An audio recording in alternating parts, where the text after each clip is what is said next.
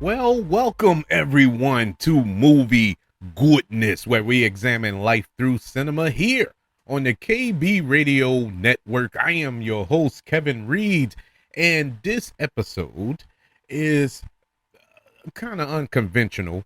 It's a weird one that I'm gonna try here. I haven't done a movie goodness episode like this before. We're doing a movie review, and normally I do my movie reviews on the concession stand, and we just review the film. But this is something different because there's layers to this. There's a lot of layers to this film that just came out, and it is Snow White, and it's not just about the movie, but it's also about the behind the scenes. This is one of the most controversial movies to come out in a while, and it's controversial in the sense of the star of this film and the co-star as well, and the Hamas war, the war over in Gaza, and so many different things, whitewashing or the lack thereof of whitewashing, what they call it, race switching, the casting and the visual effects and all this. It was so much behind the scenes mess that took place, and that's before this movie even came out. And opening weekend, it came out this past weekend, and it bombed. It bombed. Nobody went to go see this movie that cost upwards to close to $300 million to make. I think that was the budget. I think it was around 270. Um, there's so many different numbers floating around, but it's around that area. 250. I've even seen numbers as high as 350.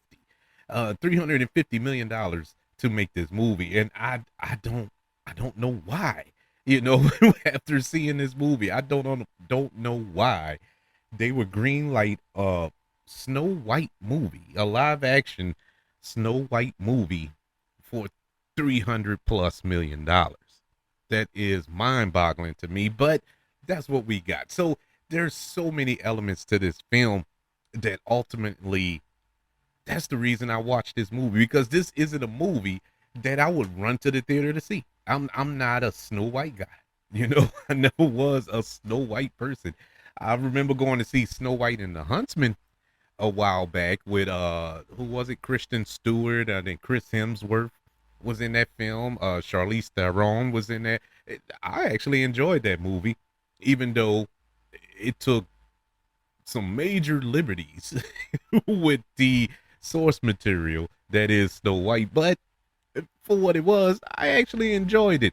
Now the sequel to that film, I don't even remember it. I know I've seen it, but it's forgettable, obviously, because I don't remember anything about it. But that's neither here nor there. Not a big Snow White guy. Wasn't gonna go see this movie, but there was so much behind it. I was like, man, is this movie worth it? You know, is the juice worth the squeeze, as they like to say? So I went and checked it out. Well, this movie over this past weekend, you know, with the 300 and some odd $1 million that it cost to produce, it only mustered up $94.7 million. Now, that ain't nothing to sneeze at. I mean, that's worldwide. That's not just here in the United States where I'm at, but that's not good, because you need to make, in order for a film to turn a profit, you have to make 3 times its budget. That's the only way. So basically, this movie had to be $1 billion movie in order for it to make a profit, just to break even in some sorts. That is wild. So that it didn't have a chance in my eyes. It did not.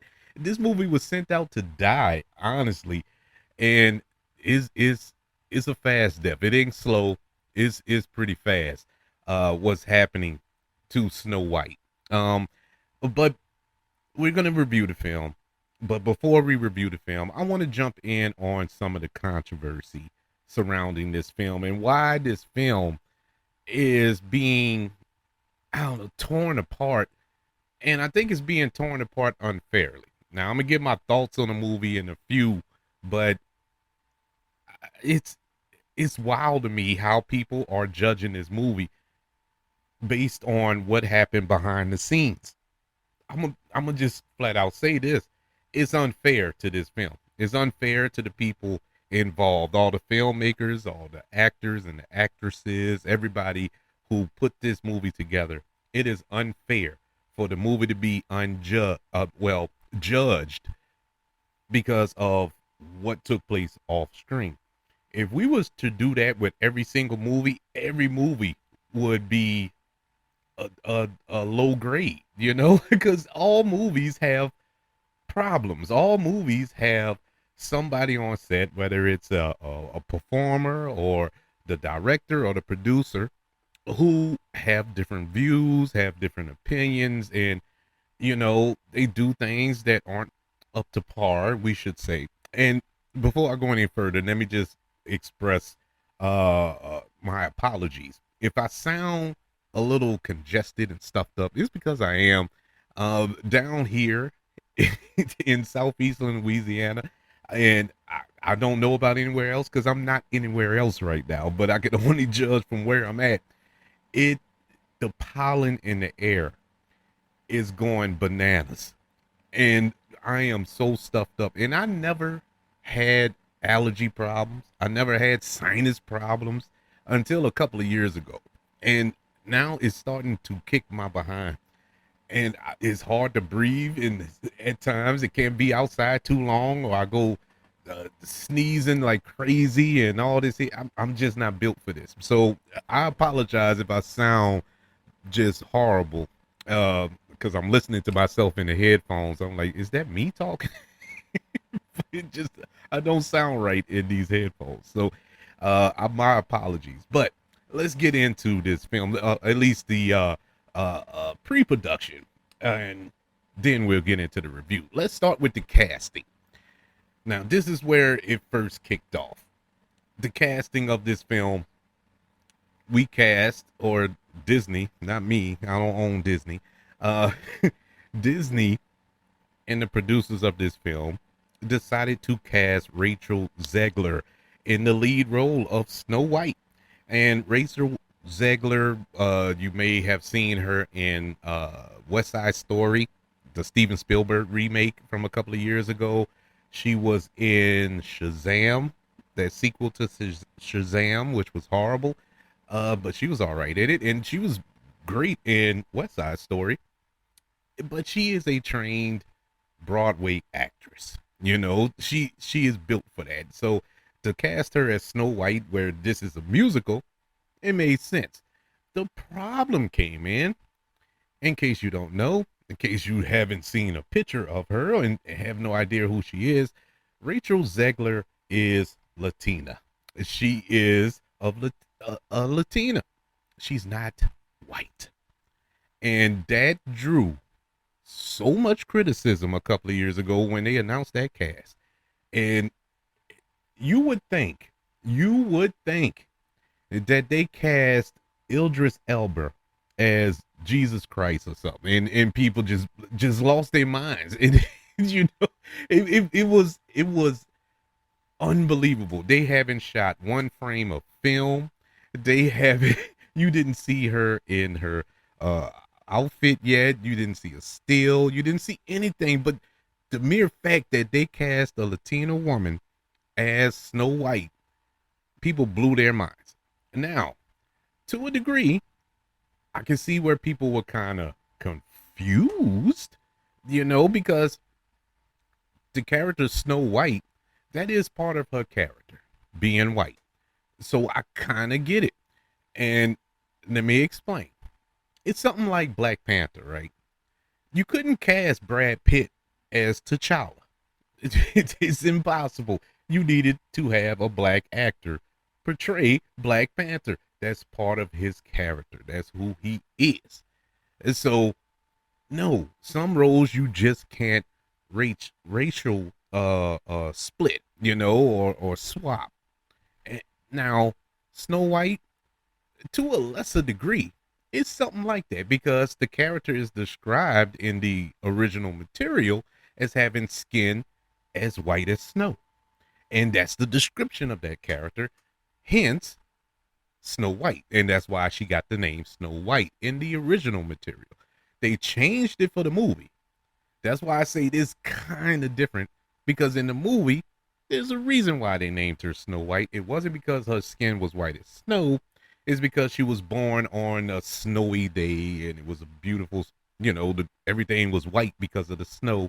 And it was an unusual phenomenon that took place that day. So to kind of mark the event, they named her Snow White. Her parents did, and I accepted it, because it didn't bother me. I was like, okay, I get that. I get that. But they explained it. They didn't just cast her and expected everybody to just forget the fact that she's Latino. No, they explained it. That one little line in the opening. If you were paying attention, you got it, and you're like, okay, we move on. I never questioned it no more throughout the viewing of this film. Made sense. No big deal. And for people who think that they just changed ethnic uh uh the ethnicity of her character because it was Rachel Zegler. No, they were actually looking for a Latino actress because another Latino actress was in the running. I think she came in second runner up to portray Snow White. So they were actually actively looking for a Latino actress to play this role. Now, you may ask yourself, if you didn't see the movie, you may ask yourself, well, does that play a part in the film? No. No, it's not even necessary. It's not even, she's not even acting. Well, if I say that, it's going to come off as kind of racist. And I'm not trying, I'm trying not being, she doesn't come off as being Latina, if that makes any sense.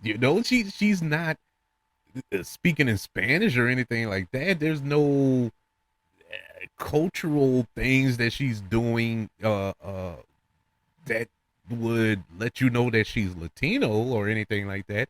It's just she's a Latino person who's playing this character, so it doesn't play a part in the movie. And so you may ask yourself, well, what was the purpose? I don't know. I don't know the reason why. Now you got those group of people that feel like Disney going woke, go woke or go broke, which this film did. But I don't know. I never understood the woke thing. I don't even know how that's defined. And so I don't know. I don't know. If that's the case, fine. But who cares? We're talking about a fictional character. Fictional character. If this was an autobiography of pick somebody, Dolly Parton, and they cast Beyonce as Dolly Parton, I can see people being in an uproar. I would be in an uproar. Like, what? Why would you cast a black woman as Dolly Parton? That's a real life woman. Doesn't make any sense. But we're not talking about a real life individual. This is a fictional character. Who cares? I mean, honestly, who cares? People just want to complain just for the sake of complaining. And it hurt this film, and it hurt the box office of this film, I believe, because a lot of people didn't go see it. This reminds me of a couple of years ago when the Little Mermaid live action film came out and Haley Bailey was playing Ariel, and people lost their collective minds because a black girl was playing a mermaid. Now, not only is Ariel a fictional character, a mermaid is a fictional thing. It's not even a real thing. And people were mad because Ariel was black. I understand you grew up with the animated movie. So did I. Enjoyed the animated movie. Loved it. Couldn't wait to see the film.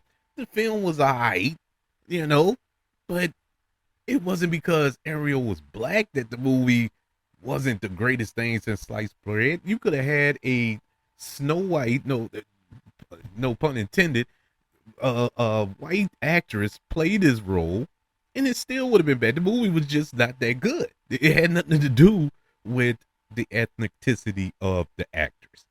But we move on from that. That was controversy number one. But we'll get back to Rachel Zegler because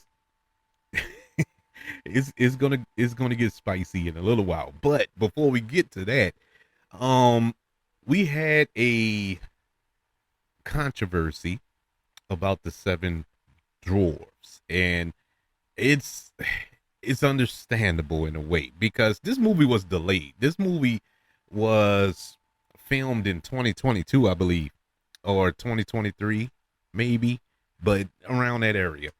And a lot of things have affected the release of the movie. You know, you had the writer's strike and so on, the actors strike, all that stuff was going on. So a lot of things affected the pushback of this movie. But one of the things that kind of put a monkey wrench in the plan was the fact that they had actual, well, not actual dwarves in the role. Um, in January of 2022, Peter Dinklage, who we all know, a fantastic actor, probably one of the funniest actors on earth. He's known for a lot of serious roles, you know, Game of Thrones and whatnot, but the dude is one of the funniest actors.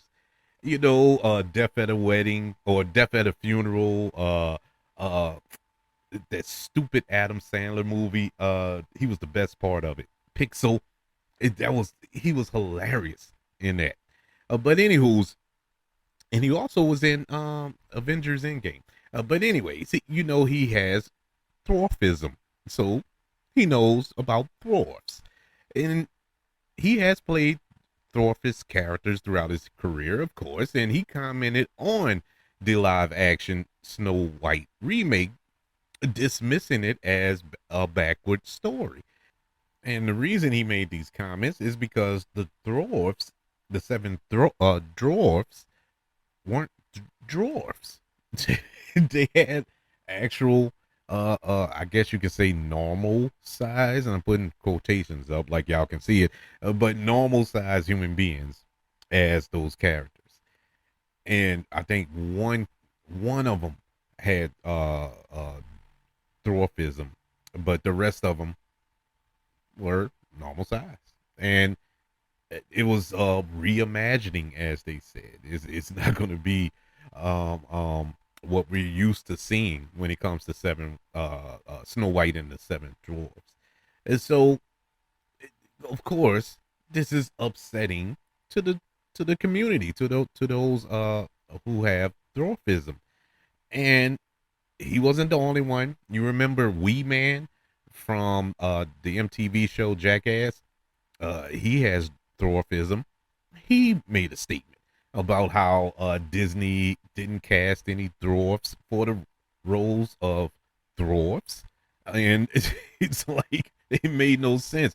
They actually had these people standing in as the seven dwarfs. So eventually, they switched it up and they replaced them with CGI dwarfs, which is dumb. Why? You couldn't tell you're gonna sit here and tell me you couldn't find seven people with dwarfism. I'm short. You could have used me. I'm because everybody think I'm one anyway. I'm that short, but it's neither here nor there. But you could in the what makes it matters worse. I was gonna save it for the review, but it doesn't matter. The CGI was so bad. They all looked the same. There was no difference. They tried to make them look like the original from the 1937 film. Tried to make them look like them, and it just looked bad. It was. I'll get into the CGI when we review the film, but it's that's ridiculous. It is ridiculous that they went that route. But I brought up the 1937 film, and that brings us back to our star of Snow White, and that is Rachel Zegler, who had criticism of the 1937 film, which is odd, which is real odd. Now, let me start off by saying this. She has the right to her opinion. She has the right to feel the way she feels about whatever it is she's discussing, and we're gonna go over quite a number of things that she has said, either to the press or on social media. And she has the right to say what she wants to say and feel the way she wants to feel and have an opinion. We all have opinions, and not everybody agrees with your opinions. I'm told that all the time. I don't think anybody agrees with my with my opinions, but it is what it is, But it's my opinion, and more often than not, people have opinions that I'm talking to I don't agree with, but I don't bash them. I don't, uh, you know, send death threats and whatnot to them and all this here because I don't agree. That's some MAGA stuff, but that's neither here nor there. Anyways, she expressed criticism over statements expressing disappointment with aspects of the original film, including the prince and Snow White's characterization. In a 2022 interview, uh, Rachel Zegler criticized "quote unquote" jokes about the new Snow White character being PC, saying that the cartoon was old and needed a refresh to give the character a function beyond "someday my prince will come." She also spoke about the story change at the 2022 Disney Expo, D23. The original cartoon came out in 1937, and there was a big focus on her love story with a guy who literally stalks her. It's weird. It's super weird. So we didn't do it this time. We have a different approach to what I'm sure a lot of people would assume is a love story just because we cast a guy in the movie. Um, Andew Burnap, who's a great dude, but it's really not about her love story at all, which is really, really wonderful. All of Andrew's scenes can get cut. Who knows? It's Hollywood, baby. That was a response to that. In response to her comment, many rebuked her for making Snow White more feminist, uh, while others criticized her for misinterpreting feminism, with accusations of promoting the girl boss archetype or maligning women that seek traditional feminist roles or are uninterested in power or leadership. And so Ashton Steen, a brand strategist, he felt that Rachel Zegler's statements made it appear that she did not receive media training for marketing, uh, because she was not doing a good job of promoting her film.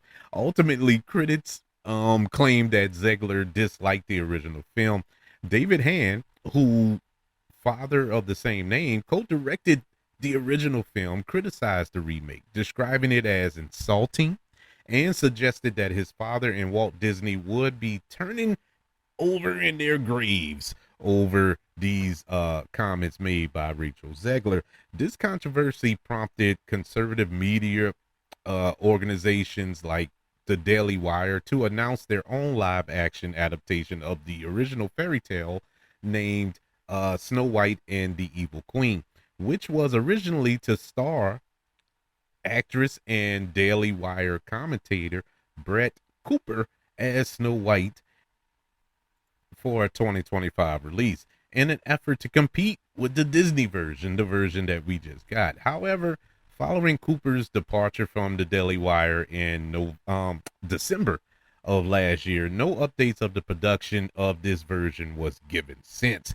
Um, Zegler addressed backlash for her comments in a Variety interview back in October of 2024.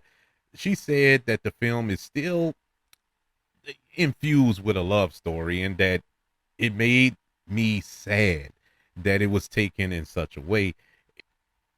It could be very upsetting when things are getting taken out of context or jokes just don't land.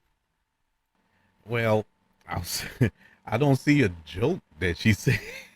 nothing. It's nothing you can really take out of context. Now, maybe because I know people like this, and actually I've been accused of this as well. Uh, they can't tell when you joking. Like I said, I've been told this. Like I have a serious face or whatever, but I'm real sarcastic. I'm a sarcastic person. So when I say something to somebody and it'll come off as mean, but I'm really joking, and I'm always accused of that. So I can kind of understand if that's her type of personality. How I fixed it, I just don't joke with people anymore unless they know how I operate. If people who know how I operate normally get the joke. But if it's a new person that's walking around my circle and I'm sarcastic or irrelevant or whatever the case may be, I'm normally I'll shut up, because I know they're not going to get the joke and it's not going to go like I want it to. Now, is that Rachel Zegler? Is that how she operate? I don't know. I don't know. She claimed that it was jokes. I don't see the joke. And I've read it several times, but it just didn't land with me either. But at the same time, I didn't take much offense to it as well. And so let's go over to the big daddy of it all. And this was the controversy that kind of, I'm not going to say torpedoed the film, but it really just, it shook it.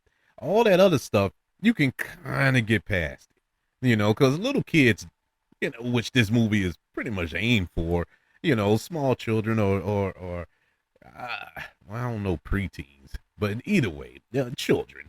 They don't care who's cast in this film. They don't care if the dwarfs are animated or computer generated or whatever. They don't care about all that. And so it really didn't matter. That wasn't going to affect the box office that much. No matter if the parents don't agree or not, or like her comments or like the actors or like the fact that they changed their Snow White. If their kids keep bugging them, they're going to bring them to the movie. But I think this torpedoed the movie in a way. If the kids were bothering their parents to go see this movie, they would flat out tell them no. They were like, no, I'm not going to see this movie. It's too much. It's just too much. And this was because of, once again, Rachel Zegler and Gal Gadot, who is also in this movie. She plays the evil queen. And Gal Gadot, God bless her. Well, I'll get to it in the review, but we'll stick to what we're talking about here. And this was the political views of both of these actresses. This was this is a hot button issue worldwide, of course, but Hollywood, especially because of the parties involved. We've seen actors and actresses lose roles because of their political stance on the Israel-Palestine conflict that's currently going on. A lot of, I guess you could say, liberals or left-thinking people are leaning towards Palestine, and the most of the Jewish community, of course, is with Israel. Get it?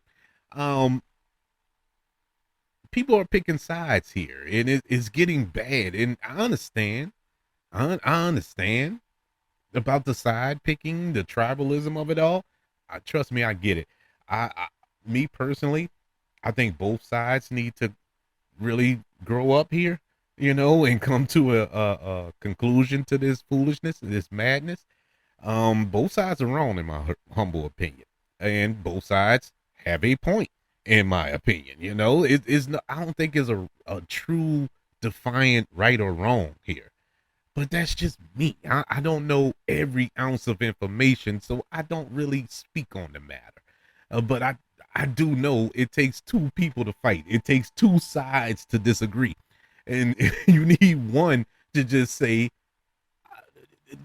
"Let me chill out." You know what I'm saying? But I do know we're talking about possible invasions of countries involved in all this, so I know it's not as easy as that. I know I'm not stupid, people, but yeah, they need to come to the end of this conflict in some shape, form, or fashion. But we're not talking about my views on it, which, as you can see, I have none.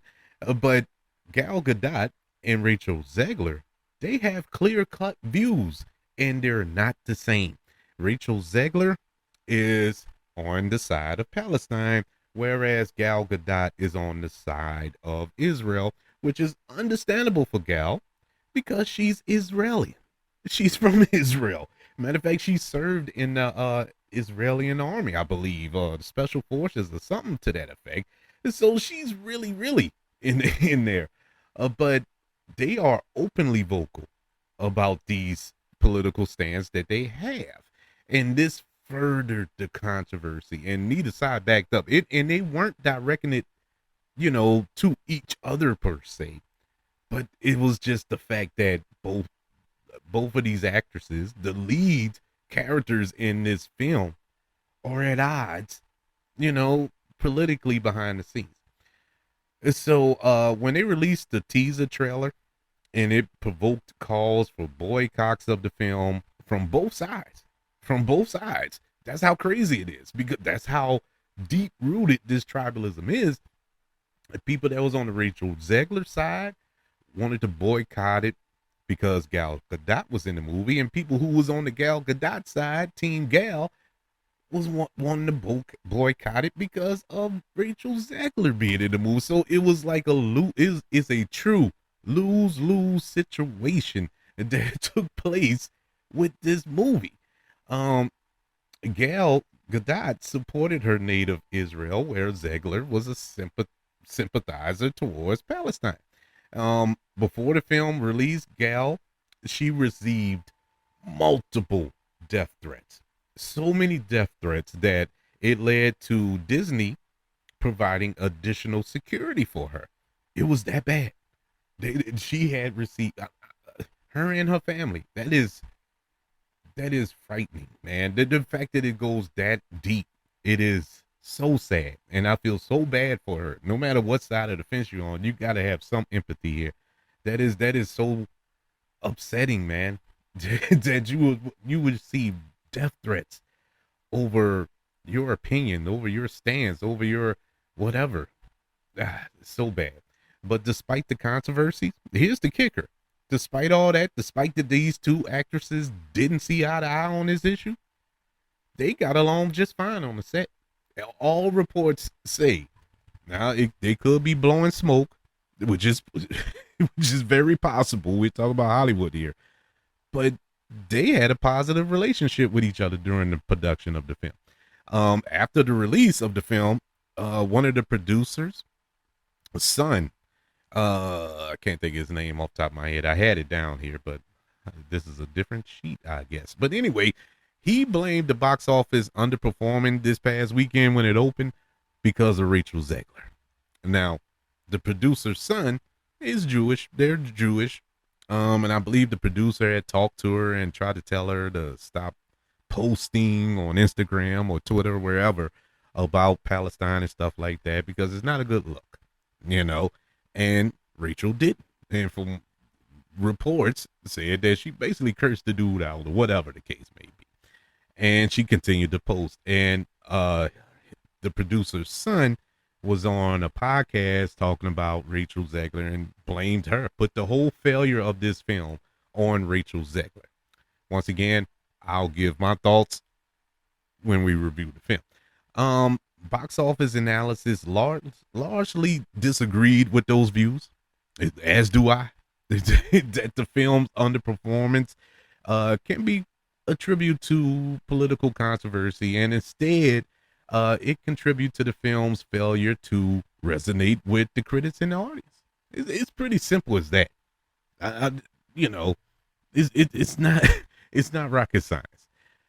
So we had another boycott of this film, and this came from the good old Republicans here in the United States. And this is after the aftermath of the presidential election that just took place, when Rachel Zegler took to Twitter or Instagram, wherever she was, and said F Donald Trump. And I'm just saying F, but she said all four letters, and and attacked those who voted to reelect him, saying that may Trump supporters and Trump voters and Trump himself never know peace. And she went on to say later she did issue a public apology saying that she did not intend to harm with her message while offering a call for peace. And now, God bless Rachel Zegler for apologizing. I'm not, because I agree with every word, every word she just said. I'm with her on that. I mean, I wish they never know peace. And as of right now, they don't know peace because this dude is a madman. But all of the Republicans decided to boycott this film. And so those are a few of those joy controversies that before you even sat down, bit into your first piece of popcorn, took a sip of your Coca-Cola in the movie theater before the first trailer rolled, this was what was taking place behind the scenes in the making of Disney Snow White. So, without further ado, let's go into the review of the 2025 Disney live action remake or reimagining Snow White, the musical fantasy film directed by Mark Webb, which blew my mind. I did not know that. Going to see the movie, once I saw his name pop up, I was like, what? Mark Webb, he directed the two Andrew Garfield Superman, Spider-Man film, the Amazing Spider-Man films. And I enjoyed those movies. A lot of people poo-poo on Andrew Garfield's Spider-Man movies. I actually liked them. Now, were they great? No. But I like them for what they were. But anyway, he's directing this film. He also directed it was just on the tip of my tongue, 500 Days of Summer. And love that movie. That was a good movie. But anywho's, he directed this film. It's the live action remake of Walt Disney's Snow White and the Seven Dwarfs, which is based on the 1812 fairy tale Snow White by the Brothers Grimm. This film stars Rachel Zegler, Andew Burnap, and Gal Gadot, and it follows the pure-hearted Snow White, who joins forces with the Seven Dwarfs and a bandit named Jonathan to free her kingdom from her cruel stepmother. Well, I've been talking for 35 minutes or 38 minutes actually, and it's no point dragging this on. This movie was bad, and this was not a good movie. In no aspect, at no point did I enjoy this movie. This movie was so boring, man. Honestly, this is one of the worst live action remakes that Disney has made, and that's saying a lot because that Lion King remake, if you want to call it that, was not good. I still haven't seen Mufasa. Maleficent 2 was not good. And they've been striking out on these live action remakes. Some of them were all right. The first Maleficent was okay. You know, Cinderella was really good. Beauty and the Beast was not good. The Little Mermaid was you know, so they're not really knocking these live action remakes out the park, especially when you have the originals, you know, the animated films that are so good, that are borderline perfect. It's no point touching them, you know. So you can add this to the list. This was you know, I'm not a big movie musical person. You know, just recently I started accepting musicals and enjoying them for the most part. But I never was a guy to like, oh man, it's a musical, I'm going to see it. It's not me. you know, and I like musicals in the sense to whereas the music is organic. There's a term for it, but I can't think of it right now. But when it's organic in the film, this didn't feel like that. The musical numbers in this movie feel forced. You know, you didn't just transition into good songs. It was like dialogue, line. They stop, a dramatic turn towards the mirror or outside of a window, and then you start singing. And it's like, what is this, man? And then the lyrics don't really match what just happened, or whatever it is you're talking about. It's like, man, why are we? Why is this even a musical? Everybody, 99% of the people singing in this movie can sing. Like I said, Rachel Zegler comes from Broadway. She knows how to perform. She can use her. She knows how to sing. The gentleman that plays the bandit, he can sing. It worked. Who couldn't sing? Who couldn't sing was Gal Gadot. I don't know why. And this is what hurts me so bad. First and foremost, let me say, I love Gal Gadot. Gal Gadot is one of the most beautiful women to grace this planet. I mean, unbelievably beautiful. She was awesome in Wonder Woman, the first Wonder Woman. That is it. I have not enjoyed Gal Gadot in a film other than Wonder Woman ever. There's no movie she's been in where I can say, man, Gal Gadot, she really ate in that role, boy. She took this movie over. She stole this movie. No, man, she can't. That's not her strong suit. Her strong suit is her beauty, and there's nothing wrong with that. But here's the problem I have. I'm not mad at Gal Gadot. I'm mad at the producers of this movie who decided to cast her. She's not the strongest actress. Period. Point blank. Period. Why would you ask her to act and sing? The world may never know. It was it did not work, man. And not only did she sing, they asked her to sing twice in this film, and it just got worse. I just don't. I was so hurt by that, and I tried to look past it because I watched Les Mis.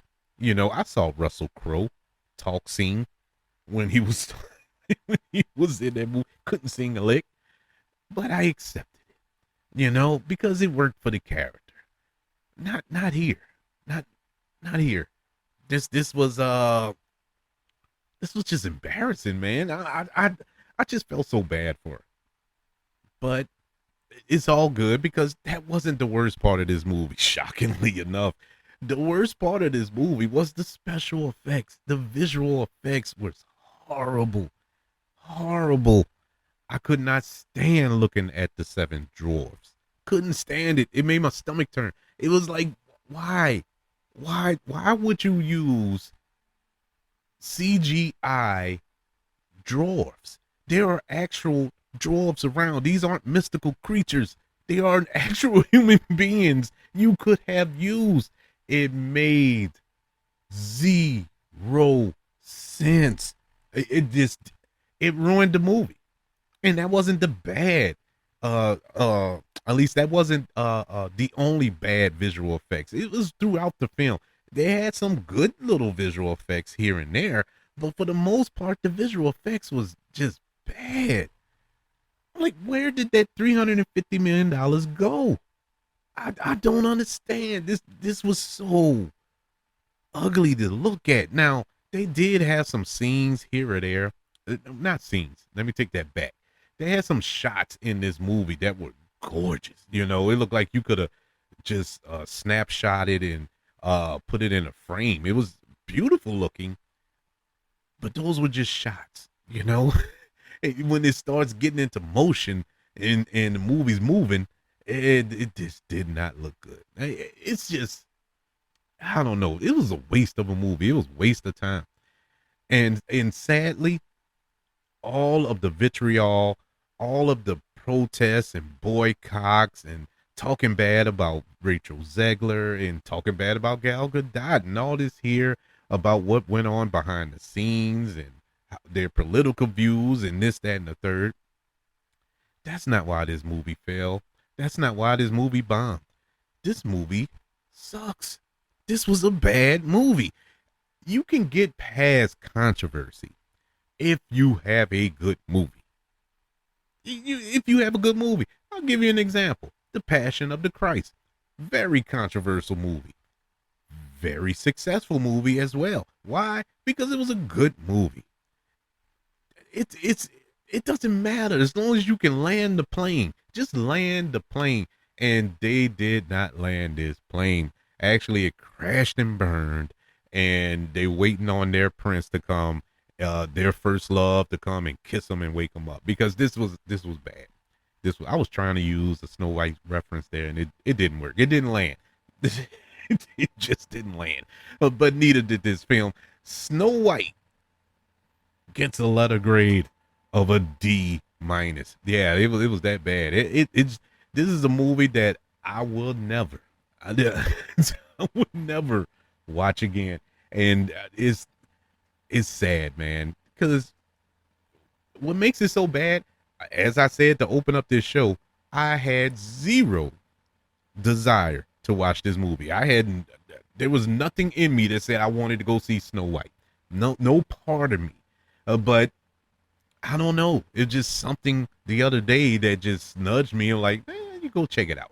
You know, what's all this talk about? But it was more about the talk about the people making the movie as opposed to the movie. And now I know why. That's more entertaining. What took place, all of the controversy, all of the Twitter and Instagram back and forths and stuff like that, that was more entertaining than this actual movie. And so for all of that controversy, throw that out your head. That's not why this movie failed. This movie failed because it wasn't good. But that's my opinion. I would love to know your thoughts on Snow White. Did you check it out? Do you plan to? Or were you going to go see it? Heard me talk about it and said, no thanks. I would love to know your thoughts. Email the show, kbradiopodcast@gmail.com. You can also search for the show on all social media platforms. Just search for the KB Radio Network. Also, don't forget about YouTube, ladies and gentlemen. Subscribe to the KB Radio Network channel and like this video if you don't mind. Don't forget about the 5 stars, the reviews, and sharing this show if you're listening on Apple Podcasts, Spotify, iHeartRadio, wherever you are currently listening to movie goodness. Oh, everybody, I just want to say thank you for all of your support, all of your love. It has been felt. I am just amazed when I look at the numbers, the analytics of this show. You guys are awesome. Keep it up, because I'm going to keep it up. We're still going to bring the thunder. Love you all. Want you all to know that I love you. Continue to love everyone. And until we speak again, you all be blessed.